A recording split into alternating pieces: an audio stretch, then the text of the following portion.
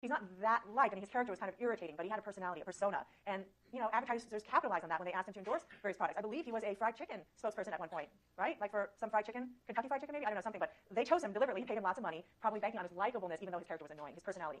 Sometimes people, when they're designing their persuasive appeal and deciding who to endorse it, they're thinking about the idea of similarity, that people are going to be more persuaded by people who are similar to them. That's not what they're thinking about when they're using celebrities. But when they're doing commercials about cleaning products, they don't have fancy Angelina Jolie, spraying Windex, okay? Because that doesn't make sense to me. It doesn't speak to me. That's not going to make me go out and buy Windex. But if they have another 40-something-year-old mom with 2 kids running around, spraying Windex, on things that her children are getting dirty, that's going to speak to me because there's a similarity cue going on there. Oh, she's just like me. I'll buy it too. Okay. A big one that's been studied in social psychology has to do with source credibility. Imagine you see this headline: doctors report new drug that cures cancer. Whoa, freeze! Let's read this. But imagine you see that headline at the supermarket checkout line in the National Enquirer. This is not going to make you pause and read that. Okay. Source expertise, and trustworthiness, credibility is built on someone having the expertise and not having a hidden agenda. They're trustworthy.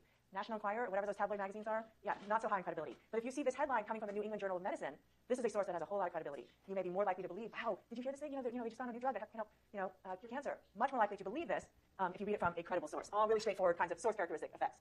Okay, let's move to the who says what, the message itself. A couple examples I want to give.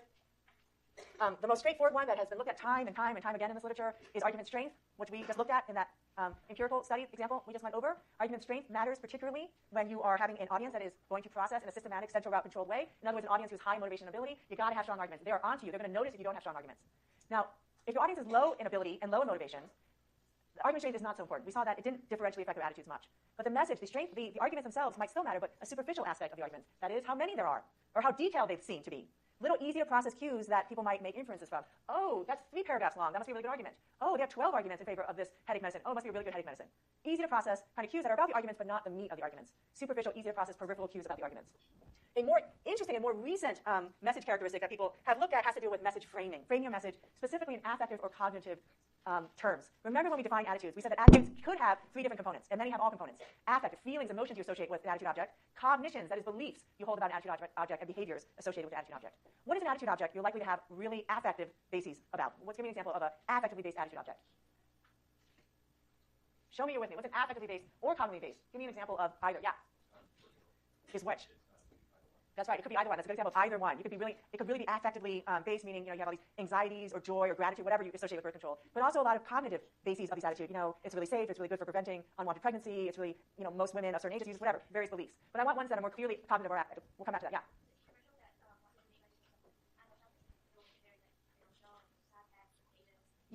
Or starving children, mistreated animals. You have these images of these poor animals or these poor children. They're definitely appealing to your affect there. Not a whole lot of content. It's just images. Not a whole lot of cognitive content. What about something that's going to be very cognitively based?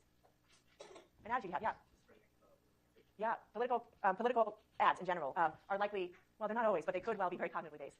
I don't know, I have a lot of feelings associated with my political beliefs, but for some people, that's not a good example. I mean, maybe some people are very cold about it, and maybe the world would be a better place if we were a little bit cooler and more cognitive about our political views. So theoretically, yes, it could be very cognitively based. What's another example of cognitively based attitude object? Yeah, a car, yes. I definitely find that to be a very cognitively based argument. I have a younger sister who spends weekends where she and her friends go park their cars together and just sit there and with their cars. So for her, it's very affectively based. I don't understand that whole world at all. But yes, for me, it's a very cognitively based attitude. Computers, for me, a PC user, not a whole lot of affect. And I actually, of course, curse my computer right now. But a lot of Mac people out there, they're really into their Macs. There's a lot of emotion and whatever with their Macs. Okay, so clearly, there's cognitive and affective types of objects. Generally speaking, messages that match the basis of an attitude are more effective in persuading, changing that attitude. So if my attitude is very cognitively based, you want me to change my attitude about my PC, you better try to target me with some good cognitive arguments about why PCs suck. You want me to change my attitude. If I am a very affectively based attitude about birth control, it's very affect-laden, you're going to have to appeal to my emotions to change my attitude about birth control.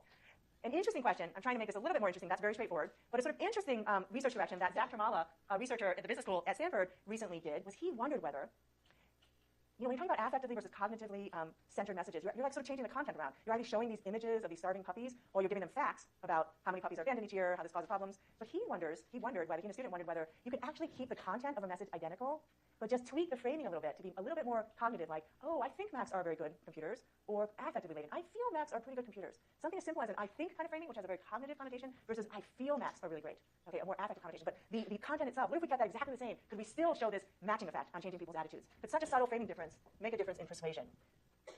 So in one of the studies they did looking at this idea and really showing and wanting to show how just the subtlest of tweaks to your message can make a difference, they assessed participants' initial cognitive versus affective orientation toward blood donation.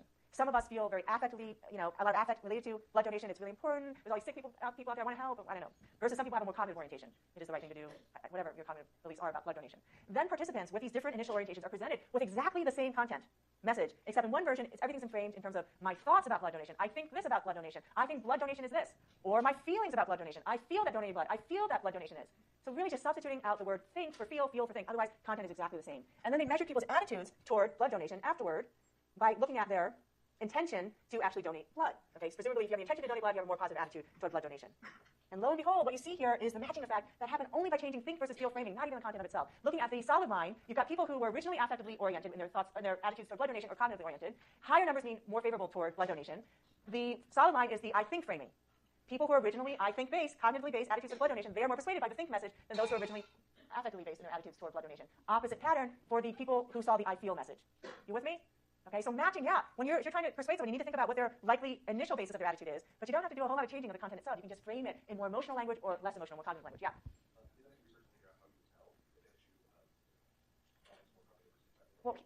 Well, here they look at individual differences because they figured, like birth control, that blood donation could be one or the other. But I think that there are certain issues out there that 90% of people seem to be think very cognitively about, and 90% of people, or very affectively about, which is what I was trying to get you guys to generate, ideas about that. And so I think in some studies they make assumptions about what most people's attitudes are. Okay, and I think one could make such safe assumptions. And you can also build people's attitudes on a cognitive or affective basis, right? Yeah.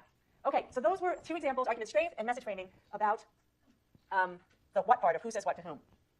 Okay, 7 minutes left. Wonderful. The last part, to whom. Thinking about your audience. Am I trying to persuade kids? Am I trying to persuade adults? Am I trying to persuade teenagers? Am I trying to persuade Texas truck drivers? Okay, who am I trying to persuade? What kind of message is going to be most persuasive for the audience that you have in mind? Of course, at the most general level, you're going to be thinking about if your audience is on average going to be high or low in motivation and ability. Saturday morning cartoons, the commercials there, not a whole lot of substance in those commercials because their audience is likely kids who are not going to be processing very deeply. You get the jingles, you get the happy kid smiling playing with the toys. Mommy, I want this toy. Done. Okay, peripheral, heuristic type of processing. Okay, when it comes to trying to persuade elderly people about healthcare plans, Medicare, and so forth, you've got an audience where the stakes are high and they're likely going to be processing very deeply and carefully. You better be careful about the arguments that you're using. It turns out that there are individual differences in people's tendency to like to think a lot or not think a lot. Okay, I was talking to you examples about different issues that you might be more and less motivated to pay attention to. You care a lot about a policy that's happening here at Cal, not so much a policy that's happening at Singapore University. Okay, you're the same person who can be highly motivated or not so motivated. But there are also personality differences among us. Some of us really like to think a lot, just by default. So you answer questions on this scale called the need for cognition. I like to think. I really need to think. The notion of thinking abstractly appeals to me. Yeah, I only think as hard as I have to. Not so high need for cognition. I prefer my life to be filled with puzzles that I must solve. A high need for cognition person. Okay, get your eye clippers out a second. So I'm thinking is not my idea of fun, etc. So in one study, they recruited people who scored high in their need for cognition on the scale and people who scored low in need for cognition on the scale. And they presented all participants with either strong or weak arguments and then assessed their attitudes toward the attitude issue in question. Let's say it's comprehensive exams again. You got high need for cognition folks, low need for cognition folks being presented with strong or weak arguments. Today is a day of data graph understanding. Which of these two data graphs show the likely results of this study? The one on the left, A, or the one on the right, B? So you got your high and low need for cognition folks on the x-axis, and then the red line is the weak argument condition. Whoa, hold on. Can I select this? Oh, it's not on. Okay. The strong arguments is the green line. There should be no C and D answers, or E for that matter.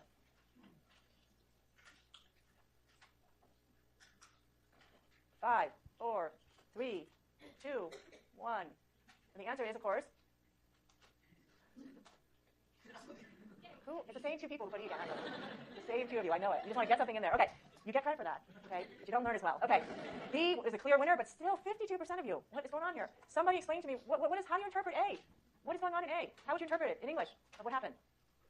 Let's take low need for cognition folks. That is saying that they were very persuaded by the strong arguments, less persuaded by the weak arguments. Does that make sense? And then high need for cognition people, they were especially persuaded by the weak arguments, and especially not persuaded by the strong arguments. And, okay, not making a whole lot of sense.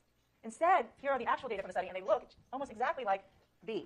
Okay? Where low need for cognition people, they are distinguishing a little between strong and weak arguments. The red line, strong arguments, and blue line, there is some distance apart from them. But when you get to the high need for cognition people, these are the people who show a stronger argument quality effect. They're the ones asserting. There are high motivation, high ability folks by personality disposition.